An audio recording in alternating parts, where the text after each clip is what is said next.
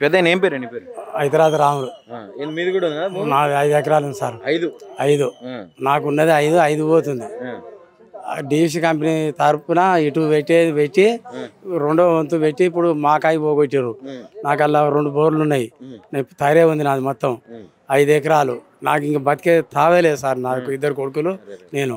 ఇంక నాకు ఏం గంట కూడా మీరు పొడుగుంది ఇట్లా అంతా పోయి నాది మొత్తం పోతుంది. నాకు బతుకు లేనే లేదు. నాకు ఆ పరిస్థితి వచ్చింది. ఈ కంపెనీ వల్ల ఇంతమంది ఇబ్బంది పడుతున్నారు అంటే కంపెనీకి ప్రభుత్వానికి ఏమైనా ఒప్పందం జరిగిందంటారా? ఒప్పందమే జరిగితేనే కదా సార్ ఇది చేసేది. ఒప్పందం లేకుంటే ఒకాయి పెట్టి 50 కిలోమీటర్ల నుంచి 40 కిలోమీటర్లు పెట్టాలి. పెట్టక అటు మార్చి మళ్ళీ ఇటు తెచ్చి పెట్టేసారు. ఇప్పుడు మాకు ఇబ్బంది చేశారు పేదలకు. మా బతుకు లేదు. మాకు మొత్తం ఉన్నది సైన్యమర్లు మొత్తం పోతుంది. 322 ఉంది, 324, 320, 335, 30 ఈ సైడ్ నెంబర్ అన్నీ పోతున్నాయి. నాకు మొత్తం ఉన్నది 5 సైడ్ నెంబర్లు 5 సైడ్ నెంబర్లో పోయింది. ఒక్క గుంట కూడా లేదు. ఇప్పుడు నాకు ఆ పరిస్థితి వచ్చింది. 2 కొడుకులు. మేము బతికే పని లేదు. నేను వ్యవసాయం చేసే బత్త. నాకు ఇప్పుడు ఏది లేదు ఆధారం. అట్లా వచ్చింది. పైసలు మాకేమొస్తాయి సార్? 1 ఎకరం వస్తుందా సార్? మాకు మా భూమి మాకే ఉండాలి. మాసాలాళ్ళు మేము భూములు ఇవ్వమని మేము ఈ పట్టుబడుతున్నాం అంతే. మాకు భూమి మేము ఇవ్వం మా భూములు. మరి ఇప్పుడు మీ ఎమ్మెల్యే కూడా కాంగ్రెస్ ఆయనే కదా, చెప్తలేడా ఆయన? ఎమ్మెల్యే కాడికి పోతే ఏముంది, పోతే ఏది అంటలేడు. ఉంటా అది పో.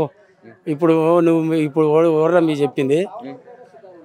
పోయినాడు వస్తుంది ఆయన ఇస్తాం 20 లక్షలు ఏమో నువ్వు ఉంటావో నేను ఉంటానో పోతా అని చెప్పిండు అంట. మొన్న పోతే వీళ్ళకు పోయి అట్లా చెప్పొచ్చునా? ఎమ్మెల్యే చెప్పిండు కోమరెడ్డి వెంకరెడ్డి. ఆయన చెప్పి ఇవన్నీ చేసి ఇప్పుడు ఆయన చెప్పాలి కదా సమాధానం. చెప్పలే సారు. చెప్పక పోయిన వాళ్ళకి ఈ సమాధానం చెప్పిండు. వాళ్ళు మాకు చెప్పారు. మళ్ళీ ఇన్నాం మేము. మంత్రి గచ్చే చెప్తాడా? చెప్పక మేము ఇదే మా భూములు మేము ఏమని పట్టుబడుతున్నాం. ప్రభుత్వం మొత్తం సిద్ధం చేస్తుంది కదా. ఇది మాకు నిన్న మొన్న మార్చారు సారు. ఇప్పుడు నిన్న మొన్న పెట్టారు. ఇటువరకు లేదు. వాళ్ళు పెట్టే ప్రకారంగా పెట్టవాను. 40 కిలోమీటర్లు పెట్టవాను ఏమాను మేము. మళ్ళీ ఇవన్నీ పోయి ఓ కాడ మార్చి ఓ కాడంగా పెట్టారు మాకు. ఇంకోటి కూడా అసలు ప్రభుత్వం మేము చేయనే లేదు, అలైన్మెంట్ చేయనే లేదు, గీయనే లేదు అంటుంది. చేయలేదంటే చేయండి ఎక్కడి సార్ ఇది? వాళ్ళు చెప్తలేరు. వాళ్ళు ఎంఆర్ కాడికి పోతే మాకు ఎరకలేదు అంటుండు. ఆడియో కాడికి పోతే ఎరకలేదు అంటుండు. ఎస్ఎంటీ ఆఫీస్కి పోయినాం. ఆడ కూడా మాకు తెలియదు అంటుండు. మా ఫోన్లలో పెట్టి మా భూములు పెట్టారు. సరి నెంబర్లు పెడతామో మేము ఇప్పుడు ఉరుకులాడుతున్నాం. ఈ సరి నెంబర్లు లేకుండా మేము ఎందుకు పోతాం సార్? ఈ ఓళ్ళు మాకు ఎరకలేదు అంటారు. అట్లా వచ్చింది. ఇంకా అంతా అయిపోయినాకనే అది చెప్తారు. ఇది చెప్పకనే ఇప్పుడు మమ్మల్ని అటు ఇటు పెడతారు వీళ్ళు. ఇప్పుడు ఏం ధర్నాలు అవన్నీ చేస్తున్నా ఉంటారు ఒక 10 రోజుల నుంచి. మరి ఎవరు కాంగ్రెస్ వాళ్ళు ఎవరు రావట్లేరా? ఎవరు వస్తలేరు. వెంకరెడ్డి వచ్చిండు, పోరాడతా అది అని చెప్పిండు. రాజగోపాల్ రెడ్డి వచ్చిండు. నారాయణపురం వస్తే వచ్చి మునుగోడుకు వస్తే చెప్పలేదంట ముఖ్యమంత్రి. చెప్పలేదు. నాకు ఎరకలేకుండా చేశారు. నేను వస్తాను, జనంతో వస్తాడు, జనంతో మాట్లాడుతాడు. జనమే బలం అన్నాడు. మా మునుగోడు వర్గం మాకు ప్రజలే అక్కర అన్నాడు. మళ్ళీ ఇప్పుడు సపోర్ట్ చేస్తలేడు. ఆయన కూడా సైలెంట్ అయ్యిండు. సపోర్ట్ చేస్తలేడు. అది మా కార్యక్రమం. మరి ఇప్పుడు ఏం చేద్దాం అనుకుంటారు? ఇప్పుడు భూములు కావాలంటారు వాళ్ళు. మేము భూములు ఇవ్వం సారు. మా పానాలు పోయినా భూములు ఇవ్వం. అది మాకు ఎట్ట పెట్టామో కానువలు ఎమ్మడే పెట్టు. 40 కిలోమీటర్లు 50 పెంచాం కదా, 27కే పెంచాం. మాకు అంటే భూములు ఇవ్వమనే కరెక్ట్గా చెప్తున్నావా, లేకుంటే భూములు ఇచ్చినా మాకు వాల్యూ ఏదైతుందో కరెక్ట్గా ఇవ్వాలంటున్నా? వాల్యూ ఇవ్వం. మా భూములే మాకు కావాలి. మేము మా బతి మాకు వద్దు. మా భూమి మాకే ఉండాలి. నువ్వు ఆ కానువలు ఎమ్మడి పెట్టు, దాని ఎమ్మడి పో మేము అంటాం.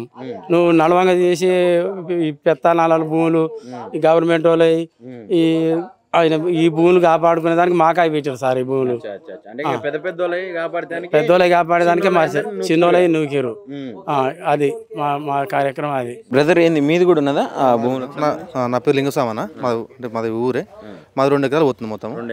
అది మా అమ్మమ్మ పేరు మీద ఉంది. మేము 3 అన్నదమ్ములకు ఉన్న కాడికి పోతుంది అనమాట. అయితే మా ఉద్దేశం ఏంటంటే ఇంతకుముందుకు మా ఊరు అవతల ఉంటుండే అలైన్మెంట్ అనేది. ఇప్పుడు ఈ ప్రభుత్వం వచ్చినాక అంటే మా ఉద్దేశం ఏంటంటే మాకు తెలిసినంత వరకు దివిస్ కంపెనీ వల్ల ఈ అలైన్మెంట్ అనేది చేంజ్ చేయడం అనేది చేసారనేసి మాకు తెలిసింది అనమాట. అదేంటంటే కాపాడే ప్రక్రియ. దానివల్ల ఇంకొకటి ఇక్కడ రాజకీయ నాయకులు అనేటోళ్ళు ఇప్పుడు కొంచెం భూములు 100 ఎకరాల భూములు కొనుక్కోవడం, వాటిని కాపాడుతందుకు ఈ కంపెనీ కాపాడుతందుకు ఈ అలైన్మెంట్ అనేది ఒక 40 కిలోమీటర్ దూరం ఉన్నది కాస్త 25 కిలోమీటర్లు 28 కిలోమీటర్లు జరిపారు అనమాట. ఇప్పుడు ఓవరాల్గా చూసుకుంటే ఇప్పుడు చౌటుప్పల్ నుండి 3 మండలం మాత్రమే, అంటే మాకు తెలిసినంత వరకు చౌటుప్పల్ మండలము, నారాయణపురం మండలము, ఇటు గట్టుప్పల్ మండలం, ఈ 3 మండలాలు మాత్రమే ఈ అలైన్మెంట్ అనేది చేంజ్ అయింది. ఇంతకుముందుకు 40 కిలోమీటర్లకు అవతలకు ఉంటుండే. ఇప్పుడు వీళ్ళ సులభం కోసము ఈ దివ్స్ కంపెనీ కోసం అంతమందికి అలైన్మెంట్ ప్రకారం అవుతుందంటే ఈ కంపెనీ అనేది లోపలికి ఉంది. ఇప్పుడు వచ్చిన కొత్త అలైన్మెంట్ ప్రకారం కంపెనీ నుంచి బయటకు ఉంది. ఇప్పుడు అది మీరు మ్యాప్ చూస్తే క్లియర్గా మీకు అర్థమైపోతుంది.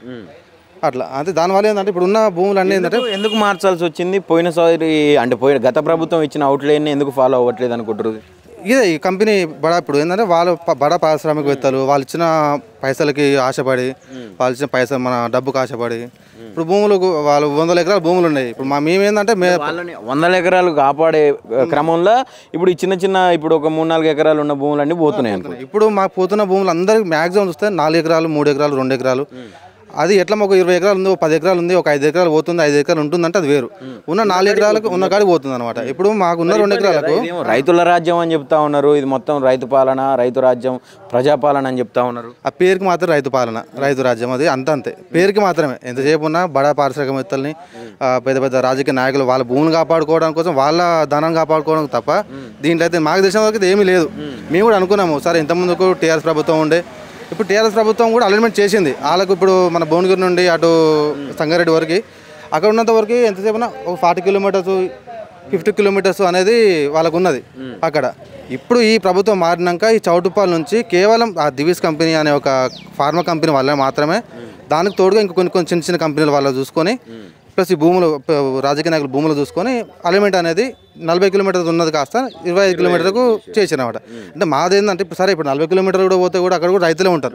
మా ఆలోచన ఏంటంటే ఇప్పుడు గవర్నమెంట్ అంటే మన ప్రభుత్వం వాల్యూ కాకుండా 2 లక్షలు 3 లక్షలు ఏదైతే ఉందో ఆ వాల్యూ కాకుండా ప్రస్తుతం మార్కెట్ వాల్యూ బయట మార్కెట్లో ఎంత పోతుందో ఆ మార్కెట్ వాల్యూ అనేది 40 కిలోమీటర్ల అవతల తీసినటువంటి భూములు కూడా ఇవ్వాలి. ఎందుకు వాళ్ళు మా లెక్క రైతులే. ఇప్పుడు మేమెంత బాధపడుతున్నామో వాళ్ళు కూడా అదే విధంగా బాధపడి ఉంటారు పోతే. అయితే ఇప్పుడు భూములు ఏంటంటే అప్పటి నుంచి కూడా వాళ్ళకు తాతల కాలం నుంచి వాళ్ళ తల్లిదండ్రుల కాలం నుంచి వస్తున్న భూములు ఉన్న 1 ఎకరం 2 ఎకరాలు మాత్రమే. అది కూడా గుంజు చేసుకుంటే వాళ్ళు ఎట్ట బతారు, ఏం చేస్తారు చెప్పండి. ఇప్పుడు మొత్తానికి ఓవరాల్గా మీరు ఏం డిమాండ్ చేస్తున్నారు? అంటే భూములు ఇవ్వడానికి సిద్ధంగా ఉన్నారా? అంటే కరెక్ట్ వాల్యూ ఇస్తే ఏంది అది ఏమంటారు? వాల్యూ అనేది భూములు ఇవ్వడానికి అసలు సిద్ధంగా ఏం లేము.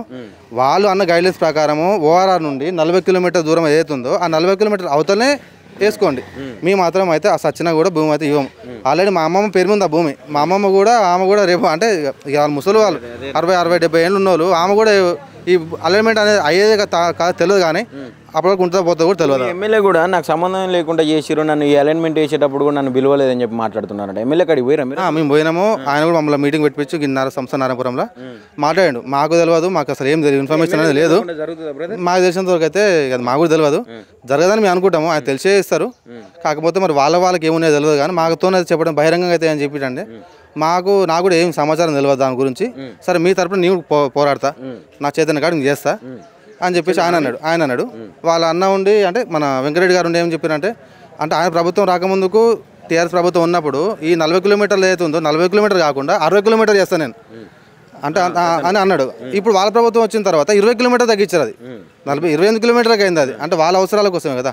అంటే అధికారం రాకముందుకు ఒక మాట, అధికారం ఉన్నప్పుడు ఒక మాట, అది ఎంతవరకు కరెక్ట్ కాదు కదా. ఆయన కూడా ఎంతసేపు పేదల మనిషి అని చెప్పుకో తిరుగుతాడు. మా తల్లిదండ్రులు కూడా మేము కూడా వ్యవసాయ పరంగానే వచ్చినామని చెప్తారు. మరి ఒక వ్యవసాయం చేసే వ్యక్తికి వ్యవసాయ బాధ అనేది ఏదో తెలిసే ఉంటుంది. అలా కూడా ఈరోజు ఒక రైతుల భూములు పోతుందంటే మరి వాళ్ళు ఎంత బాధపడుతారో వస్తే చూస్తే తెలుస్తుంది. ప్రతి ఒక్కరు ఇప్పుడు ఉన్న మా భూములన్నీ మంచి స్వచ్ఛమైన భూములే, మంచి పత్తి పంట భూములు ప్లస్ తరి భూముల పొలాలు.